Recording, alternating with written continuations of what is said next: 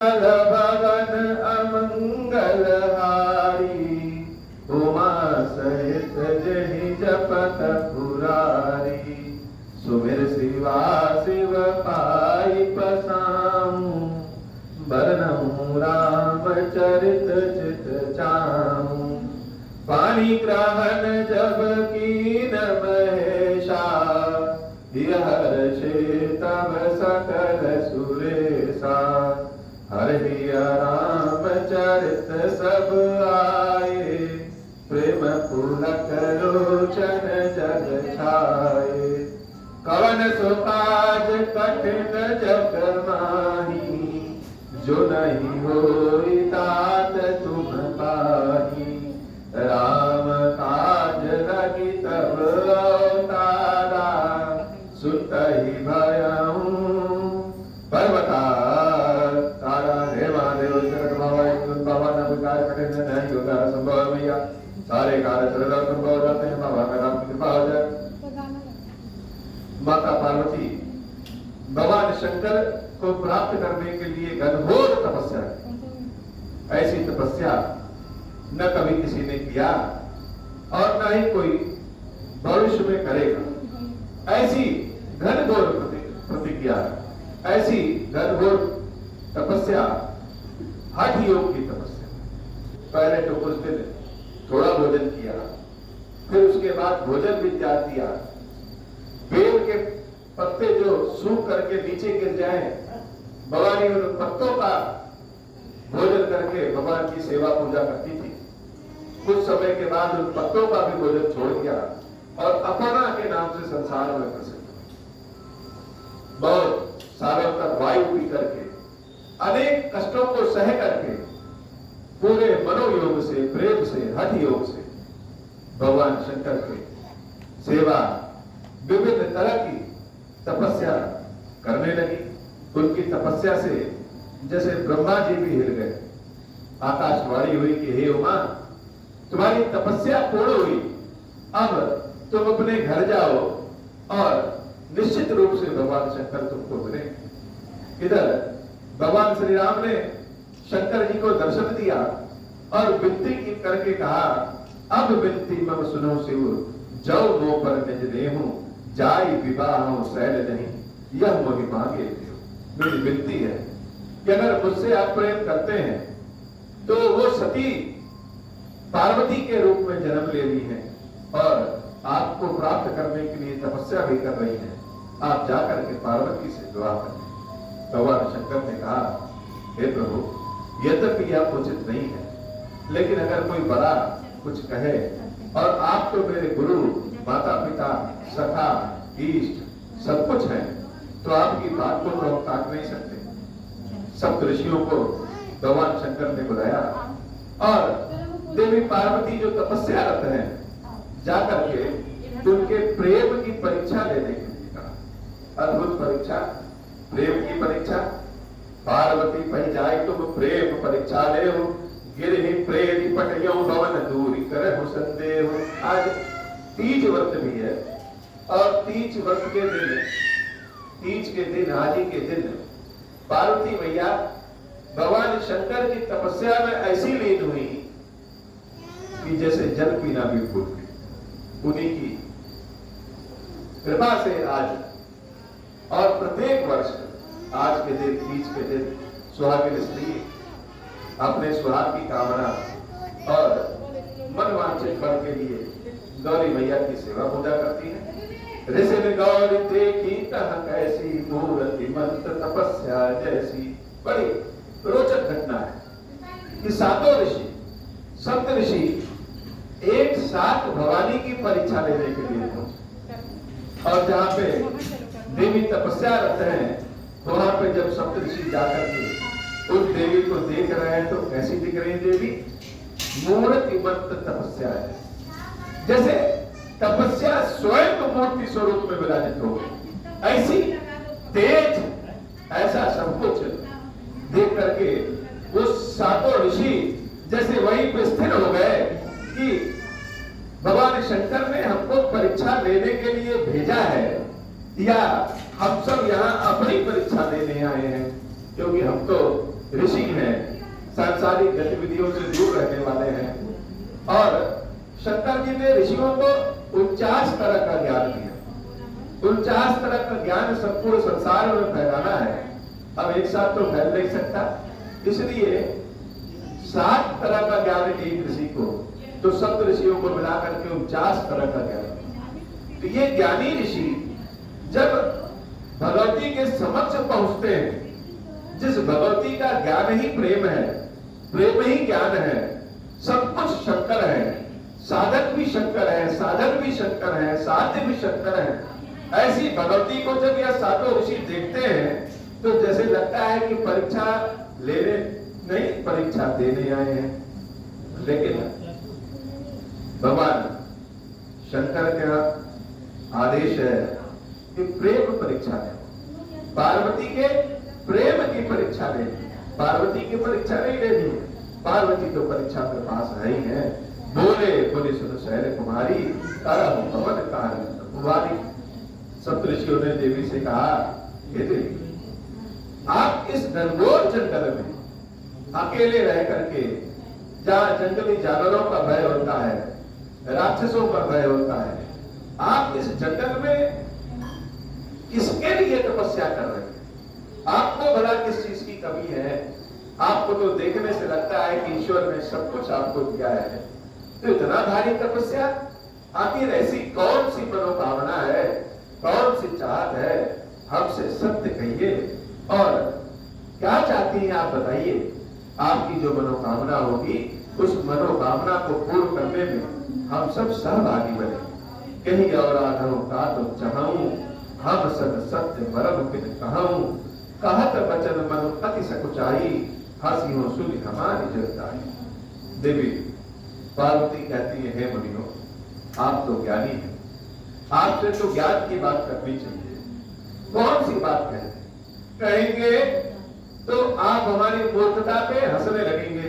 हंसी हो सुनी हमारी जड़ताई, हमारी बुद्धि जो है वह जड़ है, और आप कह तो रहे हैं कि बताओ किस लिए तुम यहां बैठी हो, लेकिन जब हम बताएंगे तो आप हंसने लगेंगे। ऋषियों ने कहा, अरे देवी तुम बताओ तो। मन हट परान सुनहु सिखावा, चाहत बारी पर भीति उठावा। नारद कहा सत्य सोई जाना, बिनु पंखन हम चाहे उड़ाना। देखो मुनि अविवेक हमारा, चाहे सदा शिवई पर तारा। मंगल भवन अमंगल हारी, उमा सहित जही जपत पुरारी। देवी ने कहा कि हे महर्षि, मन ने हठ पकड़ लिया है, जिद पकड़ लिया है। इस मन को एक चाहत है, कह लीजिए कि दीवार, हम जल पे दीवार उठाना चाहते हैं। अब ये चाहत कहां से आई?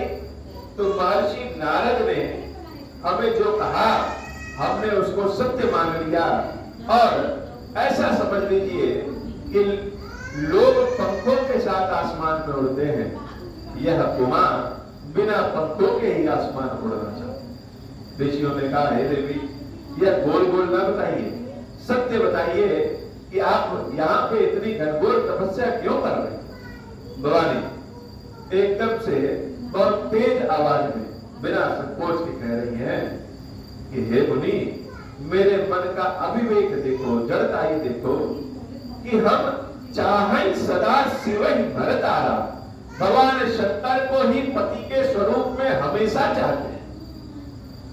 ये बात कि पार्वती देवी ने यह नहीं कहा कि हमको शंकर जी पति के रूप में इस बार चाहिए, कहा हमेशा चाहते हैं, इस जन्म में भी चाहते हैं, अगला जन्म में कोई होगा तो उसमें भी चाहते हैं। जिस जिस रूप में हम जन्म लें, उस रूप में भगवान शंकर को ही अपना पति के रूप में पाना चाहते हैं। ऐसा जैसे कहीं तो सप्त ऋषि तो परीक्षा देने आए हैं, वह सातों ऋषि देवी की बात पे जैसे हंस पड़े। सुनत वचन पे हंसे ऋषय, गिर संभव कर दे, नारद कर उपदेश सुनी कहूं बसे किसलिए हो। बहुत हंसने लगे, अरे उमा, देखने में तो तुम बड़ी सयानी लगती हो, बुद्धिमान लगती हो, लेकिन किसकी बातों में आ गई? उस नारद की बातों में आ गई। अरे जिस नारद का अपना घर नहीं बसा, वह भला दूसरा घर बसाएगा क्या? वह दूसरों का घर बसने देगा क्या? दक्ष सुतन उपदेश न जाई, तेरे फिर भवन न देखा आई। आज तक नारद ने जिसको जिसको उपदेश दिया उसका तो बंटा हारी हो गया है। अब तुम्हारा नंबर है। दक्ष के पुत्रों को उन्होंने उपदेश दिया, उनके पुत्र फिर कभी वापस घर नहीं आए और क्रोध में आकर के दक्ष जी ने नारद जी को श्राप दे दिया। चित्रकेतु कर धरु पुन घाला, कनक कसिप कर पुनि असहारा। चित्रकेतु के घर को तो नारद जी ने तबाह कर दिया, और तो और हिरण्याकश्यप का क्या हाल हुआ? वो हिरण्याकश्यप को भी बुद्धि देने वाले नारद ही थे। नारद सिकजे सुनहि नर नारी, अवश्य होई तति भवन भिखारी। आज तक जिसने भी नारद के पढ़ाई हुई बुद्धि को मान लिया, वह स्त्री हो या पुरुष हो, निश्चित रूप से घर बार छोड़ करके भिखारी हो जाता है। वह नारद मन का बड़ा कपटी, शरीर से तो बड़ा सज्जन है, नारायण नारायण हमेशा कहता है, लेकिन उसके मन में बहुत कपट है और उसका घर नहीं बसा। इसलिए वह नारद चाहता है कि किसी का भी घर न बसे। मन कपटी कर सज्जन चीना, आप सरिस सबहि चह कीना। तेहि के वचन मानि विश्वासा, तुम चाहौ पति सहज उदासा। निर्गुण निलज कुबेश अपादी, अकुल आगे है दिगंबर व्याधि। और तो और नारद ने तुमको कौन सी सीख दे? तुम नारद की बात मान भी गई और आई हो तपस्या करने किसके लिए? ऐसे पति के लिए जो महान उदासी है, बैरागी है, उसके पास कोई गुणे नहीं है, समाज से जैसे बहिष्कृत है, निर्लज है, वेश उसका बड़ा कुवेश है। और तो और शायद तुमको पता नहीं होगा कि उनकी पहली पत्नी किसी डाह के नाते जल करके भस्म हो गई। कहूं कवन सुख असबर पाए, भल भूल ही थक के भौराए। पंच कहे शिव सतहि विवाह सती विवाही, बुद्धि और देह मराय निताही। तो बताओ भला तुमको कैसे सुख मिलेगा? अब सुख सोवत सोच नहीं, भीख मांगी भव खाई। सहज एकाकिन के भवन, तबौ की नारी थकाई। भगवान शंकर की भी लीलावश सप्तऋषियों ने बहुत बुराई की और ऐसी ऐसी बात कही कि सुनने वाले को भी क्रोध हो जाए। अजब मानव कहा हमारा, हम तुम कहु करो दीख विचारा। हे देवी, मेरा कहा मानो तो हम तुमको एक बहुत ही अच्छा वर बता रहे हैं, उस वर से तुम्हारा विवाह भी करवा देंगे। वह वर लक्ष्मीपति है, बहुत ही सुंदर, सुखदायक और सुशील है। वेद भी जिसकी यश को गाते रहते हैं, सारे दोषों से रहित, सारे सद्गुणों की राशि, लक्ष्मीपति, वैकुंठ निवासी, वो भगवान विष्णु है। और तो तुम्हारा विवाह उन भगवान विष्णु से करा दें। तुम देखने में भी उत्तम हो, उत्तम कुल की भी हो, उस भिखारी शिव के चक्कर में क्यों पड़ी हो? अब तो भवानी क्या कहें, क्रोध तो बहुत आ रहा भवानी को, लेकिन सामने ब्राह्मण जान, सप्तऋषि जान करके कुछ बोल नहीं रही है। और क्रोध वाली हंसी हंस तो रही है, लेकिन भीतर अंदर जैसे बहुत ही क्रोध है, लेकिन हंसते हुए कह रही है, हे मुनियों, सत्य कहूं गिरि भव तनु देहा, हट न छूट छूटे बरु देहा। आपने सत्य कहा कि मैं जड़ हूं। अरे पर्वत पत्थर है, हिमालय से जन्म ली हुई मैं पार्वती, तो जब हमारे पिता ही इतने हटीले हैं, पर्वत वाला व्यवहार है, तो हम भी समझ लीजिए पत्थर है।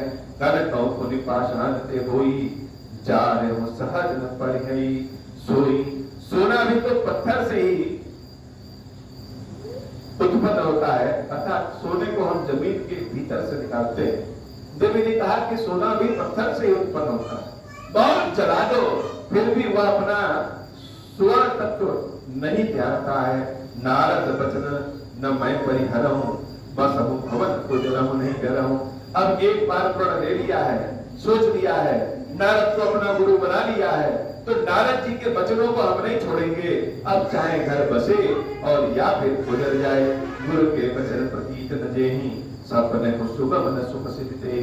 आप ही लोग तो कहते हैं कि जो गुरु का वचन न माने स्वप्न में भी उसको सुख नहीं होता। महादेव अवगुण भवन, विष्णु सकल गुण धाम, जहि कर मनोरम जाहि सन, तहि तहि सन धाम। चलो माना कि महादेव अवगुणों के भवन है और भगवान विष्णु गुणों के भवन है, लेकिन जिसको जो पसंद आ जाए उसके लिए तो वही अच्छा होता है। और हमको महादेव पसंद आ गए हैं तो अब संसार में कोई कितना भी अच्छा हो या खराब हो, हमसे कुछ भी नहीं मिल करना।